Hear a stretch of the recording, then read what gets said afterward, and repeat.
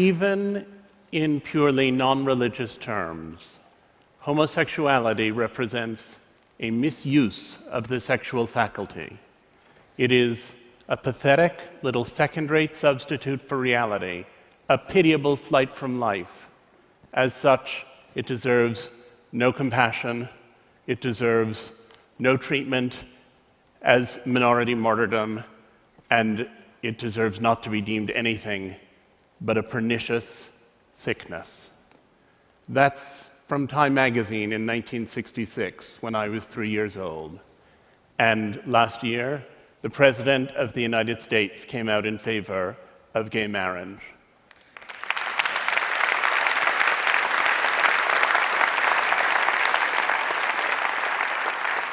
And my question is, how did we get from there to here? How did an illness become an identity?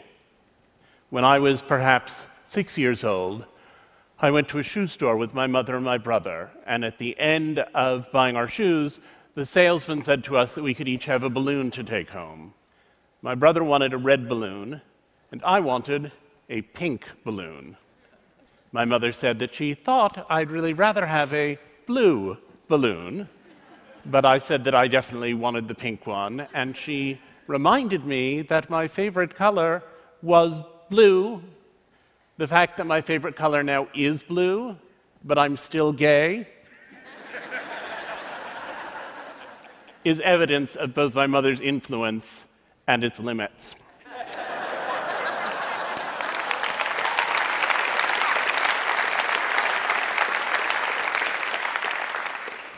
When I was little, my mother used to say, "The love you have for your children is like no other feeling in the world.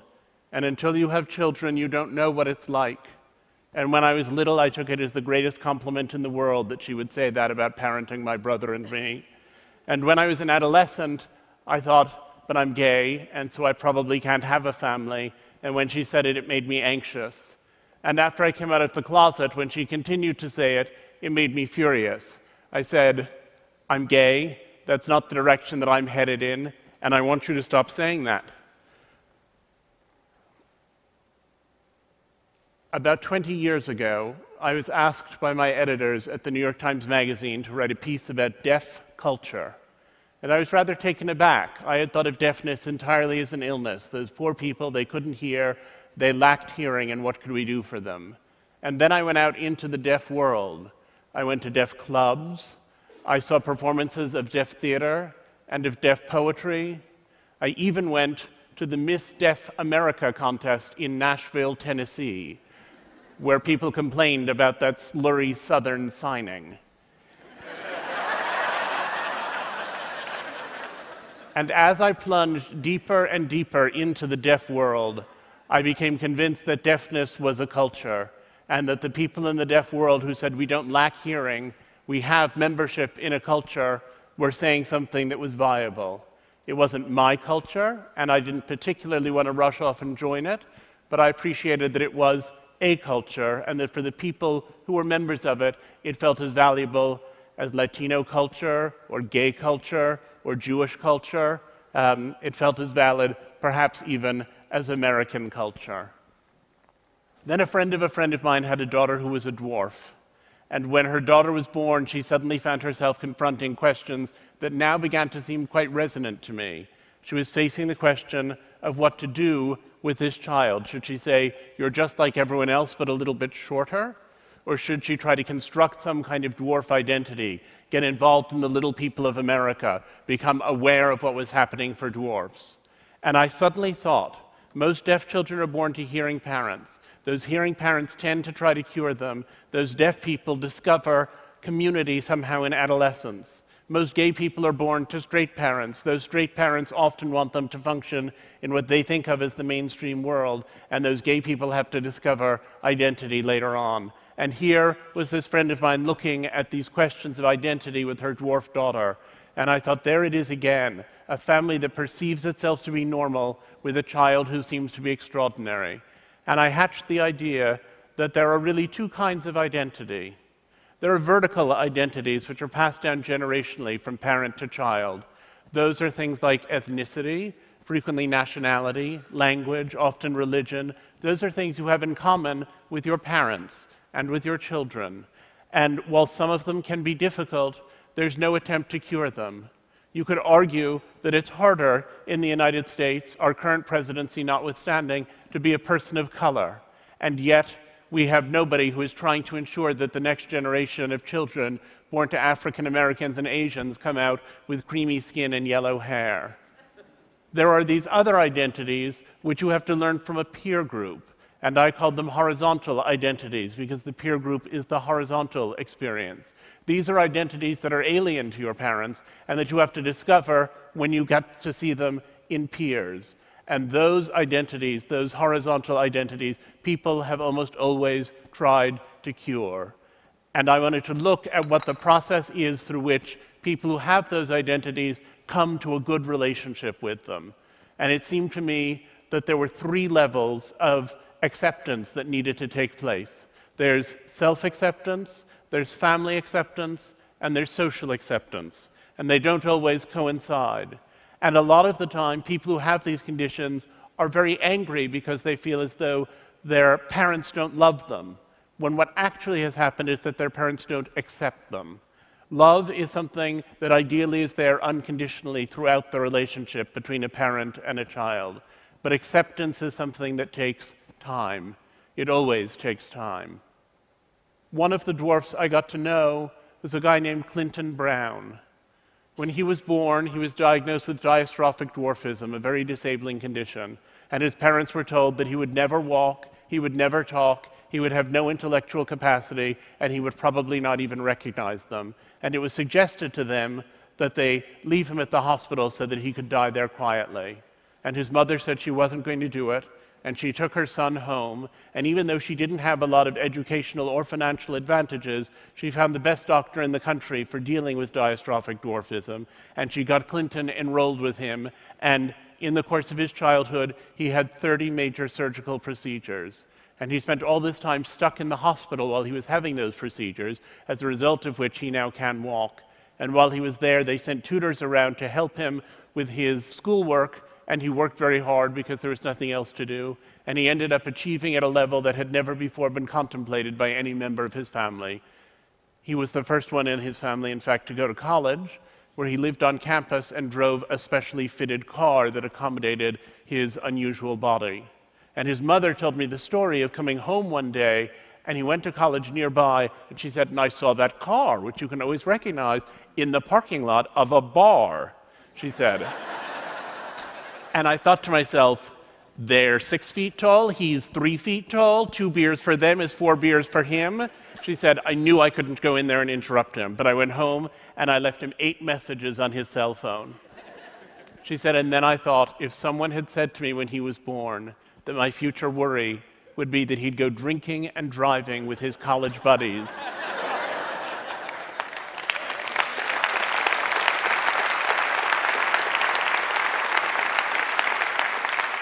and I said to her, what do you think you did that helped him to emerge as this charming, accomplished, wonderful person? And she said, what did I do? I loved him, that's all. Clinton just always had that light in him, and his father and I were lucky enough to be the first to see it there. I'm going to quote from another magazine of the 60s. This one is from 1968, the Atlantic Monthly, Voice of Liberal America, written by an important bioethicist. He said, there is no reason to feel guilty about putting a Down syndrome child away, whether it is put away in the sense of hidden in a sanitarium or in a more responsible, lethal sense. It is sad, yes, dreadful, but it carries no guilt. True guilt arises only from an offense against a person, and a Downs is not a person. There's been a lot of ink given to the enormous progress that we've made in the treatment of gay people. The fact that our attitude has changed is in the headlines every day. But we forget how we used to see people who had other differences, how we used to see people who were disabled, how inhuman we held people to be. And the change that's been accomplished there, which is almost equally radical, is one that we pay not very much attention to. One of the families I interviewed, Tom and Karen Robards, were taken aback when, as young and successful New Yorkers, their first child was diagnosed with Down syndrome. They thought the educational opportunities for him were not what they should be, and so they decided they would build a little center, 2 classrooms that they started with a few other parents to educate kids with DS. And over the years, that center grew into something called the Cook Center, where there are now thousands upon thousands of children with intellectual disabilities who are being taught. In the time since that Atlantic Monthly story ran, the life expectancy for people with Down syndrome has tripled. The experience of Down syndrome people includes those who are actors, those who are writers, some who are able to live fully independently in adulthood. The Robards had a lot to do with that, and I said, do you regret it? Do you wish your child didn't have Down syndrome? Do you wish you'd never heard of it? And interestingly, his father said, well, for David, our son, I regret it, because for David, it's a difficult way to be in the world, and I'd like to give David an easier life. But I think if we lost everyone with Down syndrome, it would be a catastrophic loss. And Karen Robard said to me, I'm with Tom. For David, I would cure it in an instant to give him an easier life. But speaking for myself, well, I would never have believed 23 years ago when he was born that I could come to such a point. Speaking for myself, it's made me so much better and so much kinder and so much more purposeful in my whole life that speaking for myself, I wouldn't give it up for anything in the world. We live at a point when social acceptance for these and many other conditions is on the up and up. And yet we also live at the moment when our ability to eliminate those conditions has reached a height we never imagined before.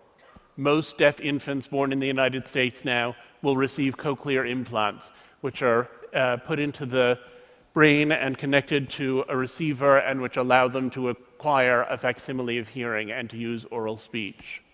A compound that has been tested in mice, BMN 111, is useful in preventing the action of the achondroplasia gene. Achondroplasia is the most common form of dwarfism, and mice who have been given that substance and who have the achondroplasia gene grow to full size. Testing in humans is around the corner.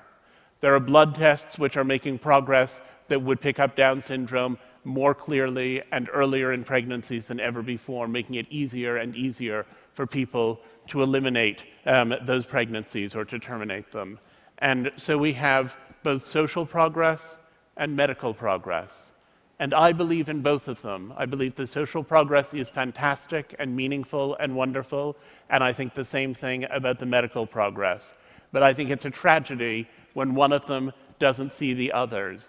And when I see the way they're intersecting in conditions like the 3 I've just described, I sometimes think it's like those moments in grand opera when the hero realizes he loves the heroine at the exact moment that she lies expiring on a divan.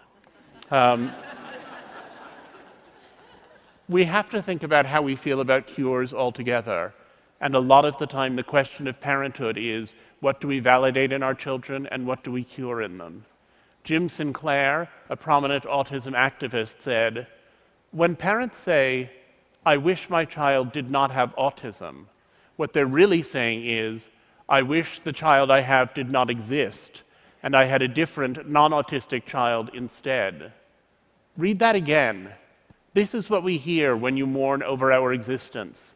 This is what we hear when you pray for a cure, that your fondest wish for us is that someday we will cease to be, and strangers you can love will move in behind our faces.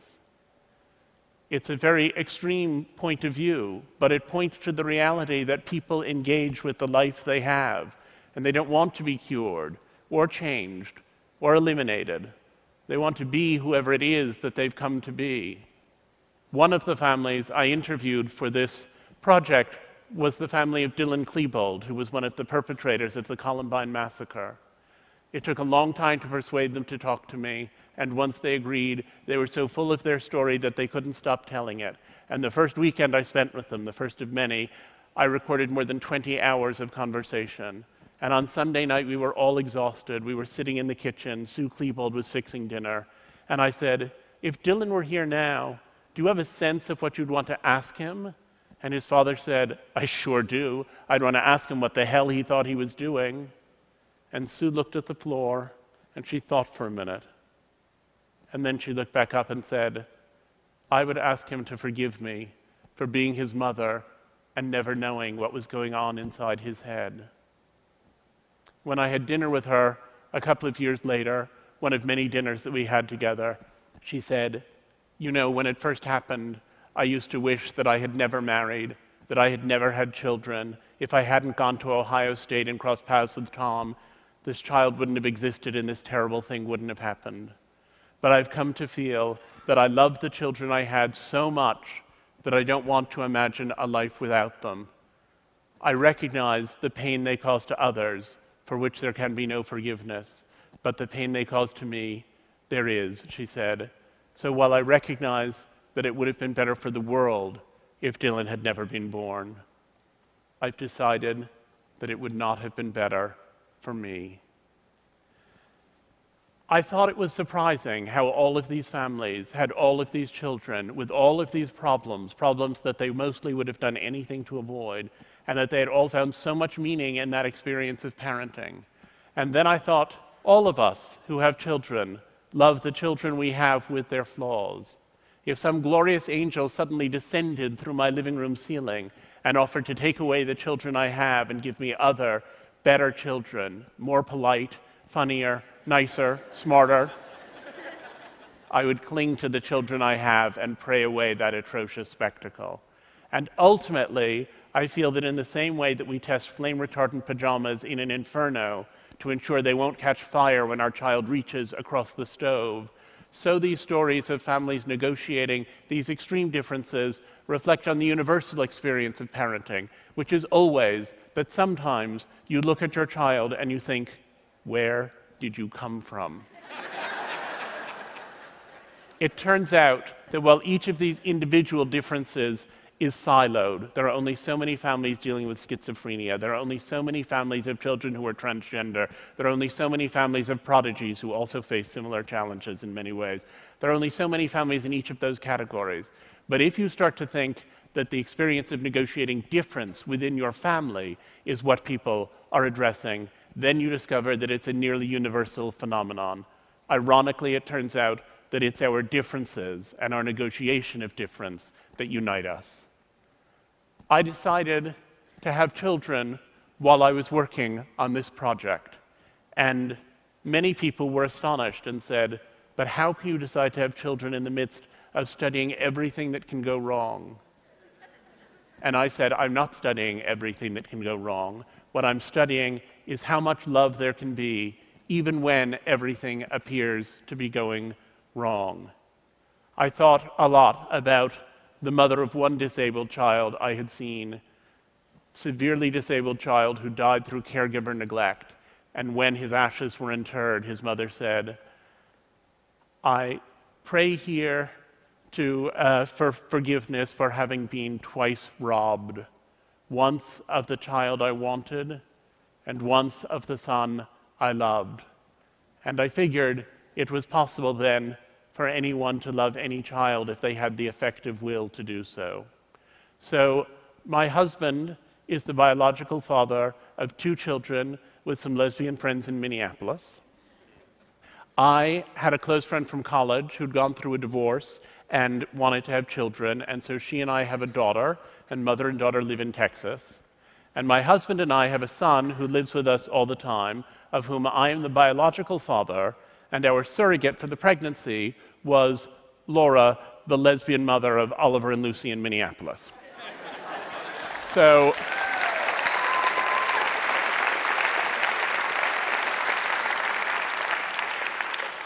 the shorthand is 5 parents of 4 children in 3 states.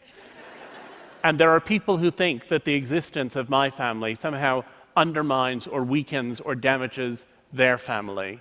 And there are people who think that families like mine shouldn't be allowed to exist. And I don't accept subtractive models of love, only additive ones. And I believe that in the same way that we need species diversity to ensure that the planet can go on, so we need this diversity of affection and diversity of family in order to strengthen the ecosphere of kindness. The day after our son was born, the pediatrician came into the hospital room and said she was concerned. He wasn't extending his legs appropriately. She said that might mean that he had brain damage. Insofar as he was extending them, he was doing so asymmetrically, which he thought could mean that there was a tumor of some kind in action. And he had a very large head, which he thought might indicate hydrocephalus. And as she told me all of these things, I felt the very center of my being pouring out onto the floor.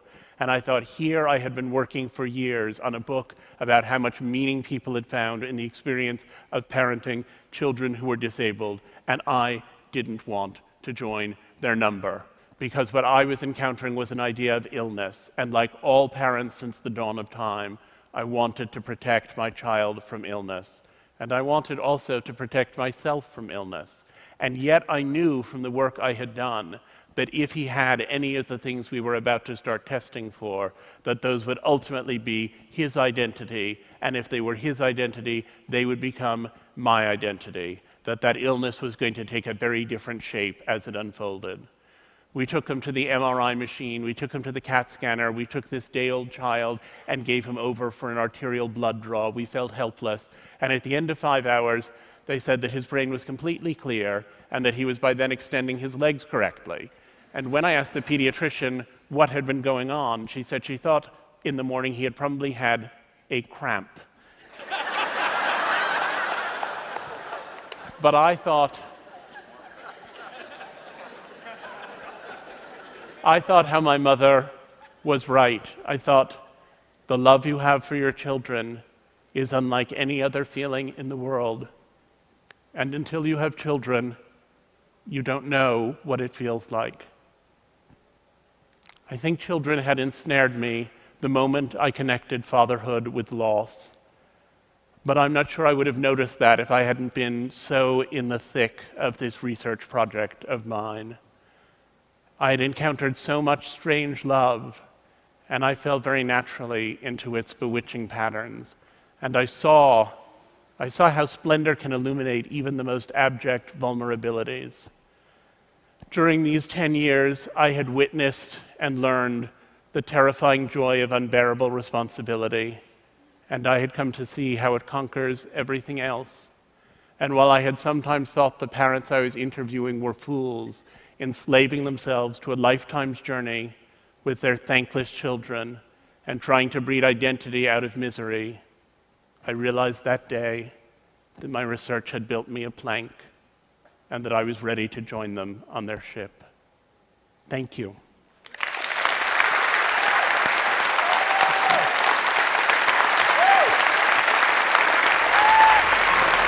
Thank you.